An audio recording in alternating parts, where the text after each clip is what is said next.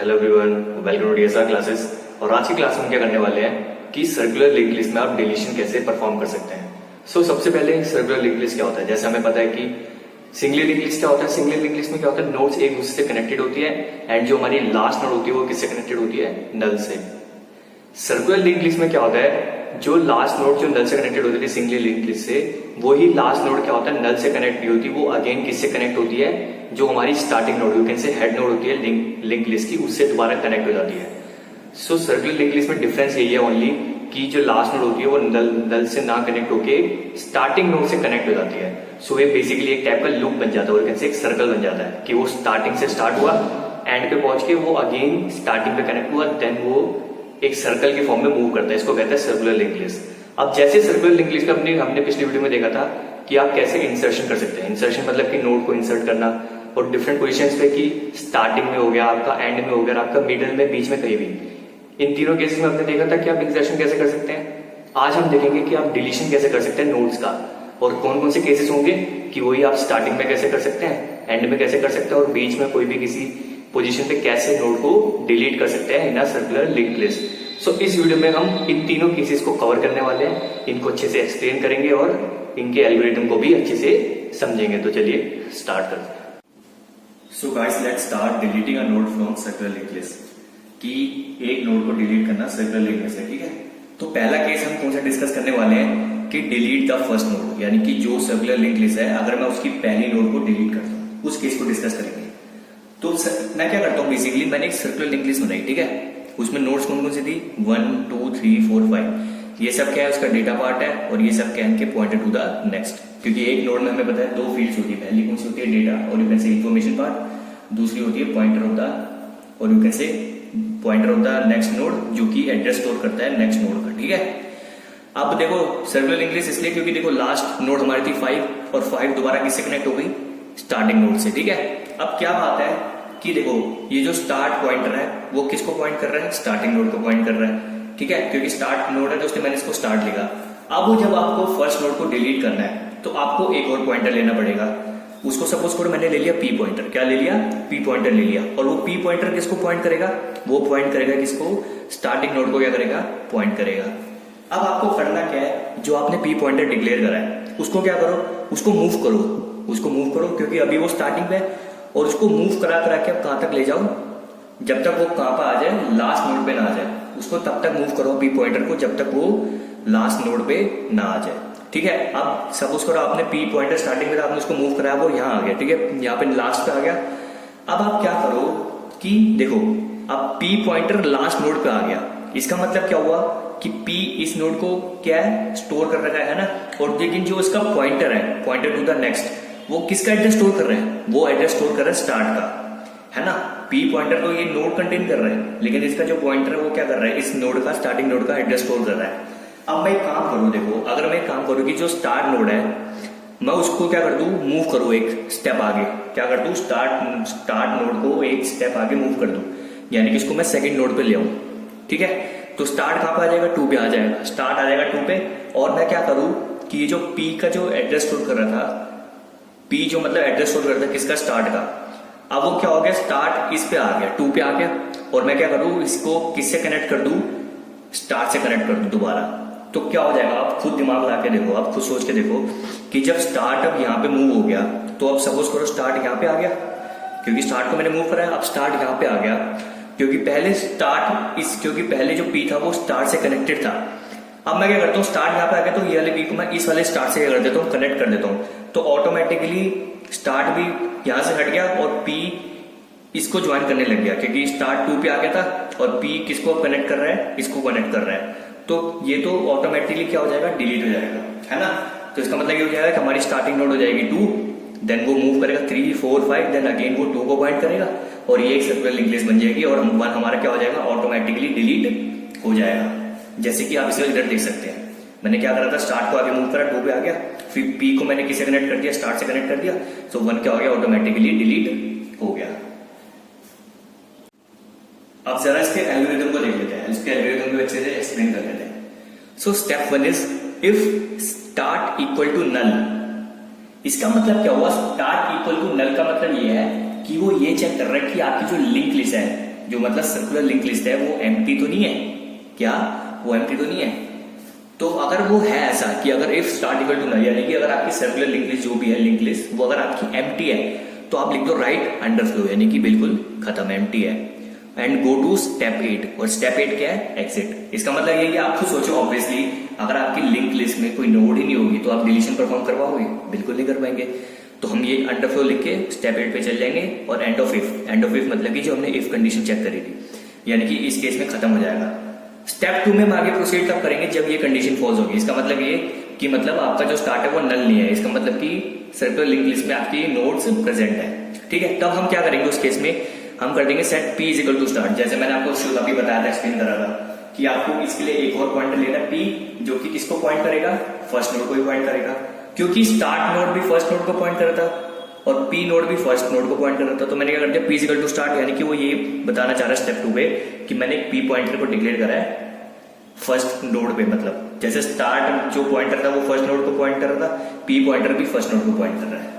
अब third step क्या है, repeat step 4 while p of next not equal to start. ये कह रहा है कि आपको जो फोर्थ स्टेप है उसको रिपीट करना है while p of next not equal to start. इसका मतलब वो यही कहना चाह रहा है सिंपल, जैसे हमने डिस्कस करा था किसमें, अभी हमने पहले डिस्कस करा था कि p पॉइंटर को हम डिक्लेयर करेंगे और उसको मूव कराएंगे जब तक वो लास्ट तक ना पहुंच जाए। कहां तक ना पहुंच जाए, लास्ट तक ना पहुंच जाए। तो आप खुद देखो, ऑब्वियसली जैसे कि हमारी सर्कुलर लिंक लिस्ट है ना, सपोज करो ये सर्कुलर लिंक लिस्ट है, मेरा स्टार्ट यहां पे था और ये p यहां पे था, ठीक है, सॉरी p यहां पे था।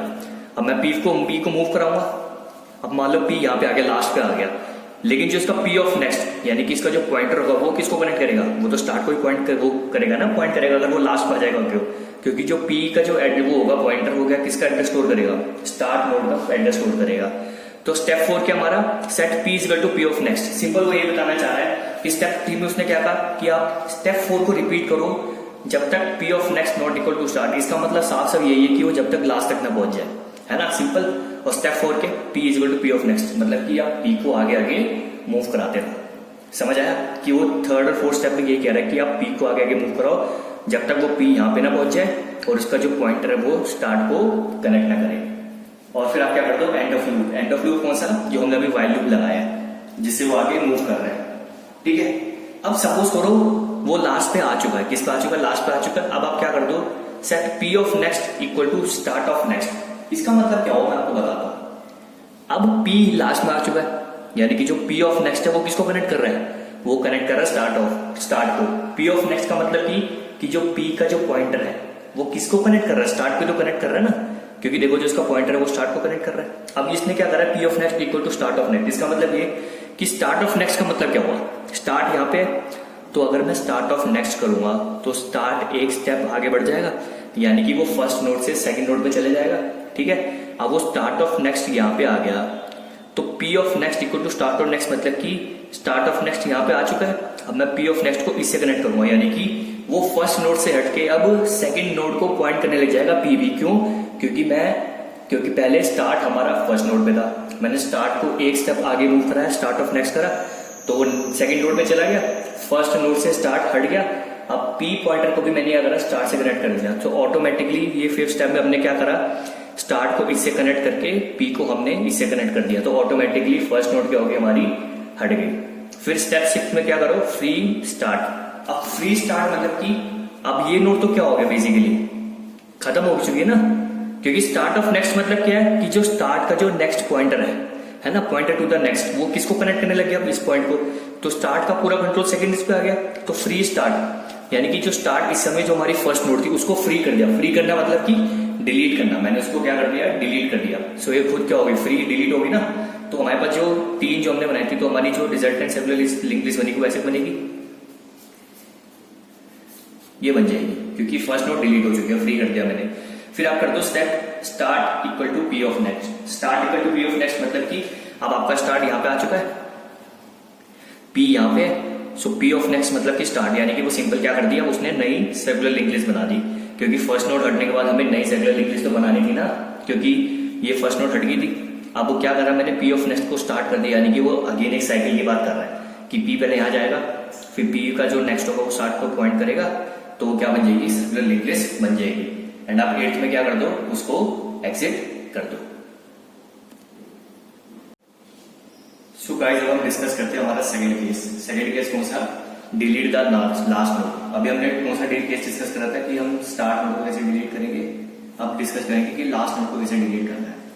तो इस केस के लिए क्या करना है, कुछ नहीं करना आपको। देखो अगेन मैंने एक सर्कुलर लिंक लिस्ट बनाई, इसमें जो 5 था वो अगेन जिसका पॉइंटर टू द नेक्स्ट है वो अगेन स्टार्ट को कनेक्ट कर रहा है, इसलिए सर्कुलर लिंक लिस्ट है, ठीक है। अब फर्स्ट जो हमारी स्टार्टिंग नोड है उसको कौन सा पॉइंटर पॉइंट कर रहा है, इनिशियली स्टार्ट पॉइंटर पॉइंट कर रहा है। अब इंसर्शन में हमने कितने पॉइंटर्स को यूज करना, एक पॉइंटर्स को यूज करना। डिलीशन में आपको 2 पॉइंटर्स को यूज करना पड़ेगा। कितने पॉइंटर्स को, 2। तो मैंने इसमें 2 पॉइंटर्स लिए, P एंड Q। क्या लिए मैंने, P एंड Q, 2 पॉइंटर्स ले लिए। अब करना क्या है, बेसिकली आपको अगेन सेम क्या करना है, P को मूव करते जाना है। क्या करना है, P को मूव करना है, और वो कब तक मूव करना है, जब तक वो लास्ट नोड पे ना पहुंच जाए। कहां ना पहुंच जाए, लास्ट नोड पे ना पहुंच जाए।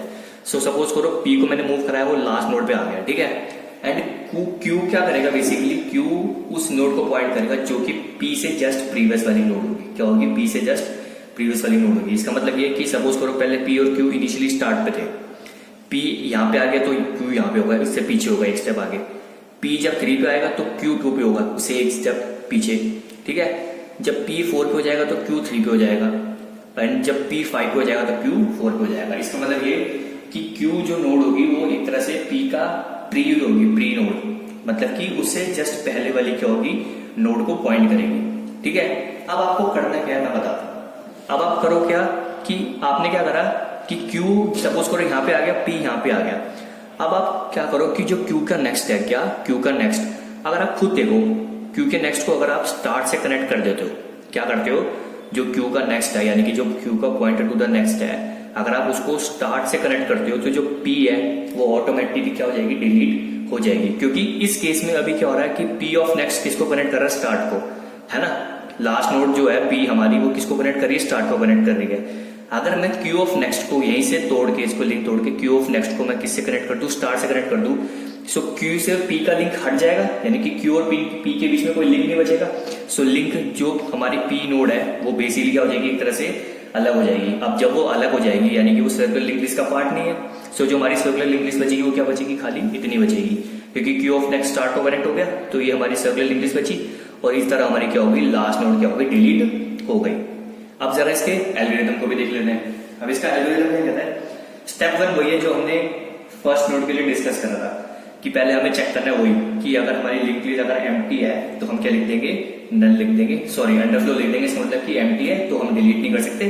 स्टेप 8 पे जाके क्या कर देंगे, सिंपल एग्जिट कर देंगे। सॉरी स्टेप 7 होगा, ठीक है। स्टेप 7 पे जाके क्या कर देंगे, बेसिकली एग्जिट कर देंगे, जो हमने उधर पहले डिस्कस करा था। अब स्टेप 2 क्या कह रहा है, set P is equal to start.